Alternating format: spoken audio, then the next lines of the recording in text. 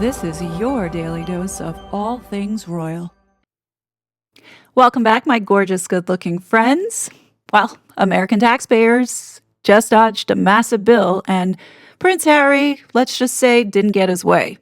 Back in June, it looked like the 2029 Invictus Games were locking in on San Diego. But the official announcement just dropped yesterday, and they're heading all the way to South Korea. Interesting choice, right? But there is a massive story behind the headlines, and in this video, I'm breaking down the real reason South Korea was chosen and what it reveals about what the royals are desperately trying to keep hidden from the public. But before we dive in, if you could do the kid a favor and hit that like button if you are completely over the smoke and mirrors from this corrupted media. That's why it's so important to keep independent journalism alive. Anyhow, let's dive in. Okay, so talking about Invictus Games created by Prince Harry 12 years ago, the games are basically an adaptive global sports competition for wounded, injured, or sick military members and veterans, something we certainly are familiar with here. Yeah, and San Diego is one of the 3 finalists to host the 2029 Games. And as NBC7's Todd Strain shows us, today could make or break San Diego's bid. The military challenged athletes in hosting global events. 3 things San Diego is really good at. The hope, bring them all together and become the host city for the 2029 Invictus Games. Well, look, I mean, come on, this is fantastic. Look around you here. This is a pretty magic spot. Positive reviews from Invictus Games Foundation members this morning as they toured local facilities that will host the games. One of the first stops, the Rady Shell, potential site of closing ceremonies. They're really impressed so far, let me tell you, and they've only been here for 2 hours. Other stops included Petco Park and the Convention Center. Then they walked the deck of the USS Midway.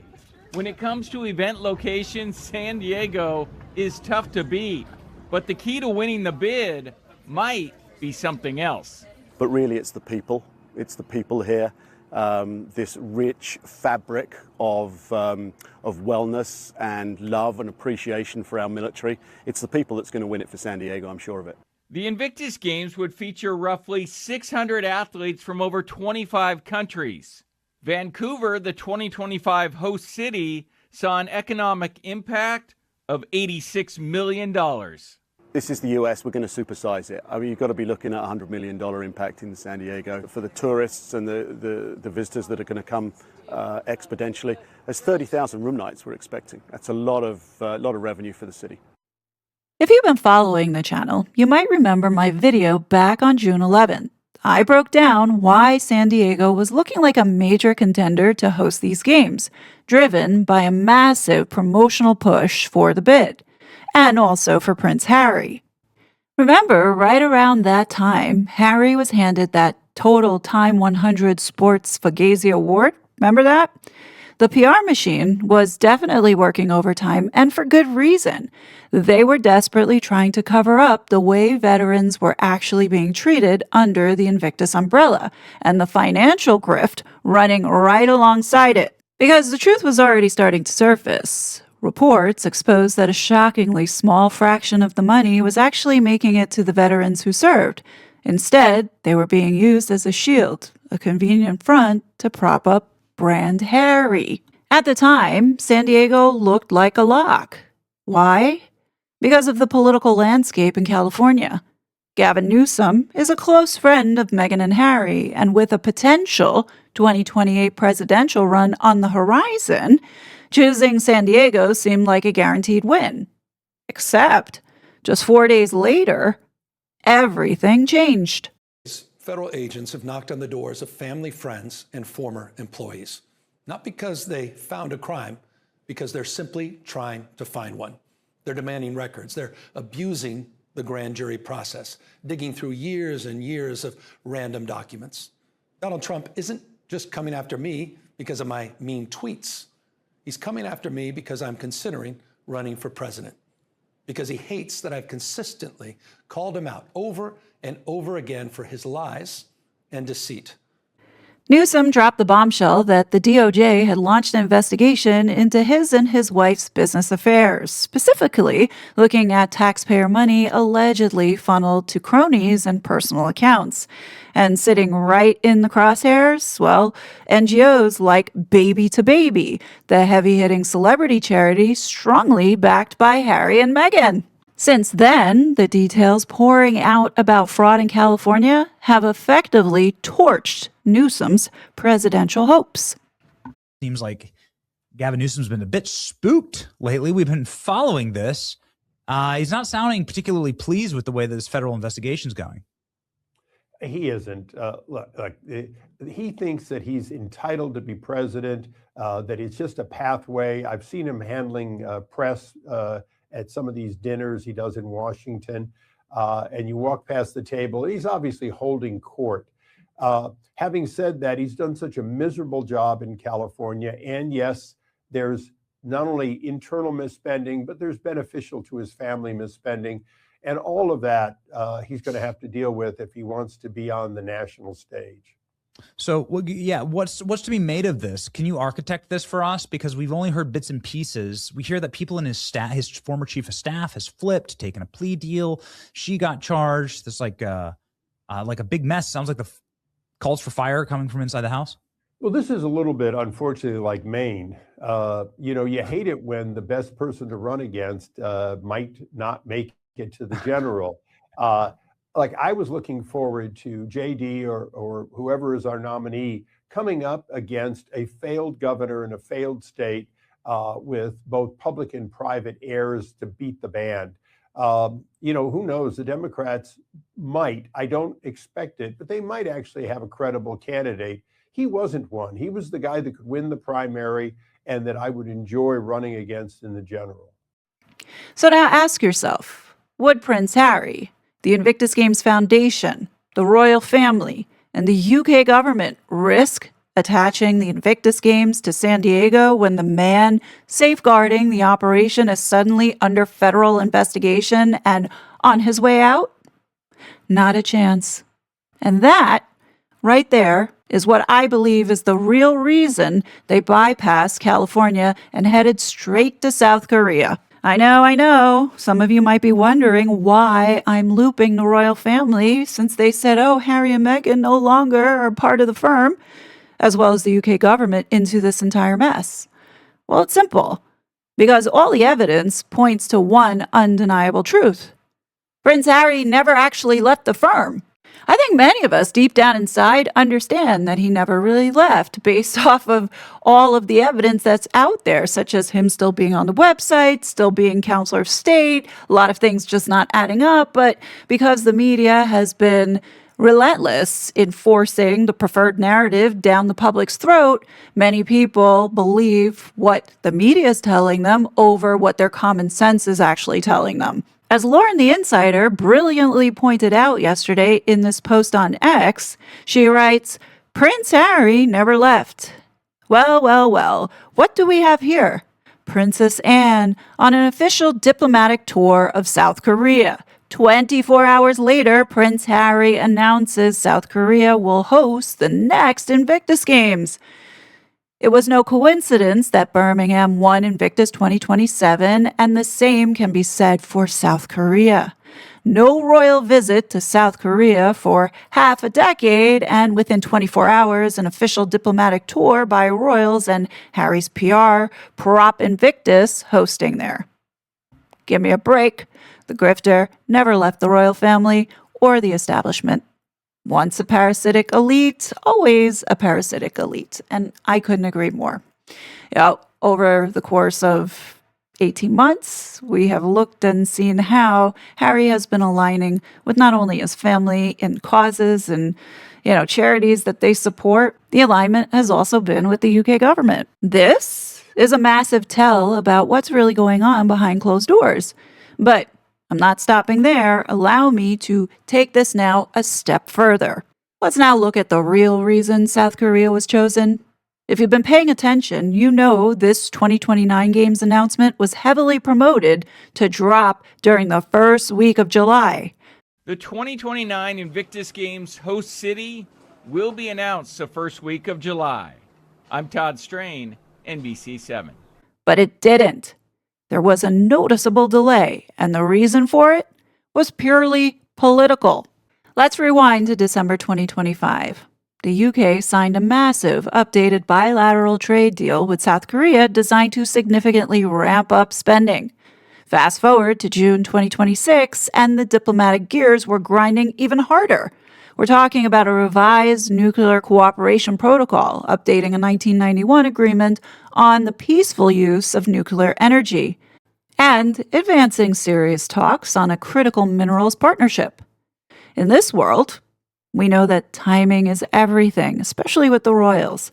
Yesterday's announcement of Invictus Games South Korea has very little to do with it being the absolute best venue for the veterans, and a whole lot to do with sprinkling some of that royal fairy dust to sweeten the relationship and lock in these massive geopolitical deals. Look at the broader chessboard now. South Korea is one of NATO's key Indo-Pacific partners, and right now, the United States is heavily encouraging NATO members to increase their spending, while factions within our government believe the U.S. should pull out of NATO entirely. The argument? That NATO has strayed far from its original purpose, morphing into a globalist money laundering machine. Under this lens, high-profile organizations like the Invictus Games pretty much act as deep state cutouts, convenient fronts to launder money and keep the wheels of the global war machine turning. Need more proof? Let's stop and actually think about South Korea and its injured veterans for a second to understand how this organization operates as a front. South Korea has not been engaged in debilitating war since Vietnam. Currently, they are considered still at war, but in a frozen state with North Korea. Today, they have roughly 190,000 to 230,000 surviving war veterans, and the vast majority of them are elderly, averaging around 75 years old. So, where's the pool of working-age, recently injured veterans coming from to compete? The reality is, many are relying on the umbrella of mental health to qualify for these physically demanding games, despite the country lacking an active violent war, aside, like I said earlier, from the ongoing simmering standoff with North Korea. Since 2022, South Korea is being more open to psychological disability and benefits, which has been largely due to the Invictus Games, subsequently NATO's globalist influence. Historically, South Korea has fielded one of the smallest teams at Invictus. So it begs the question now, is this really about honoring the veterans, or are they just pawns in a much bigger, much more expensive game? Well, I think all of us would agree that it's the latter. And you don't have to take my word for it. The proof is right in front of us. Just take a look at this marketing slick for Invictus, specifically this page. This is pulled straight from the Invictus Games Birmingham 2027 Impact Strategy. Right there, staring us in the face under our frameworks, you can see the exact globalist agenda that King Charles and the royal family are so desperately driving. It's all right in the open. The UN Sustainable Development Goals, the United Nations Convention for Climate Change, the hoax, greenhouse gas protocols. It's the absolute mark of the devil for anyone who actually values national independence. What makes these people so sick is that they're taking an event meant to honor wounded warriors and wrapping it in absolute climate nonsense and globalist compliance. I mean, let's be real here. These are frameworks that the United States, right now under Donald Trump, absolutely will not abide by. We're not going to just hand over our sovereignty to unelected UN bureaucrats to hit some arbitrary circular economy targets so these people can line their pockets. And that is another piece to this decision. It's another massive reason as to why I believe the Invictus Games San Diego bid was suddenly dead in the water. Because without Gavin Newsom in play, this would be hard to continue to keep pushing. The powers that be knew damn well that America wasn't going to play ball and bend the knee for funding this diabolical agenda. We just weren't going to do it. But there is also one final piece to this puzzle, and it might be the most obvious one of all. The royal family and the UK government aren't stupid. They are looking at the writing on the wall, and they know it is highly unlikely that Prince Harry will even be allowed in the United States by 2029 because of all that is coming out about the election and the global effort of cheating that went on to prevent Donald Trump from getting into office. Prince Harry was involved with Chris Krebs and the band of misfits who undermine the will of the American people. Nothing can change that fact. And the mounds of supporting evidence to what these people were doing to conservative Americans like myself. You can't change that. So think about the PR nightmare. To save face, they had to quickly pivot, and Harry's meeting with the king likely had some words about what was happening here. Because remember, the monarch is briefed on classified of the classified daily. So Charles absolutely knows what's happening here in the United States. If Harry gets kicked out of the U.S. and banned permanently for his seditious activity and efforts to undermine this country, he wouldn't even be able to set foot in California to attend his own games in 2029. They weren't going to chance it. So Auntie Anne likely went to South Korea knowing the Invictus Games was going to be a gift from the family. And then there is the South Korea advantage. Hosting the games across the globe means significantly less scrutiny from the Western press. It means it becomes infinitely more difficult for independent journalists to trace those massive money flows conveniently hidden behind international borders and perceived language barriers. In short, it means a lot less headache for them to keep this entire bullshit operation running smoothly. Now, obviously, these are just my thoughts and opinions, but looking at the evidence, I believe King Charles is deeply involved in pulling the strings on this one. It can't be any more clear to me of the royal family's complicity with this saga. You notice the effort that they're putting on distancing William from any connection to his brother? I believe this is deliberate. And that's because this whole 2020 election interference is not done yet. There's still more that's going to be revealed. You would be stupid to think William didn't know what has been going on these last 6 years, but I believe that he couldn't do anything about it, just like the rest of the family couldn't do anything. The family has to go along with what the UK government and Pa is directing in this globalist agenda. Do we think Prince William will be different? I would like to think so.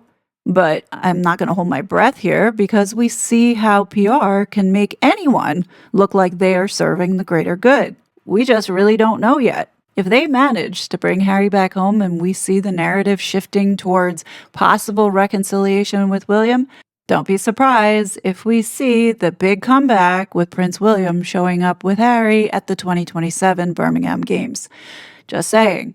I think we all see what's going on here, and whatever narrative they come up with to steer the public in the direction that they want, I think you'll know if this does end up happening. Now, those are just some of my thoughts and opinions. I don't have any kind of evidence that William's going to show up to 2027, but by the looks of how everything is going, why not? I mean, we've been lied to. There's no disagreement here about that. You can see how we've been lied to. It's just, will Harry make it to 2027, or will something be done about this guy here in the United States? And, I'm hoping that the United States does take action on him because you clearly see that he was a part of all of this and it's all coming out now. Anyway, those are just my thoughts and opinions, but what do you guys think? What do you think about South Korea being chosen? Definitely let me know your thoughts below. As always, I will be back with more content, but until then, please be safe, and I'll talk to you later. Bye. Such a fraud.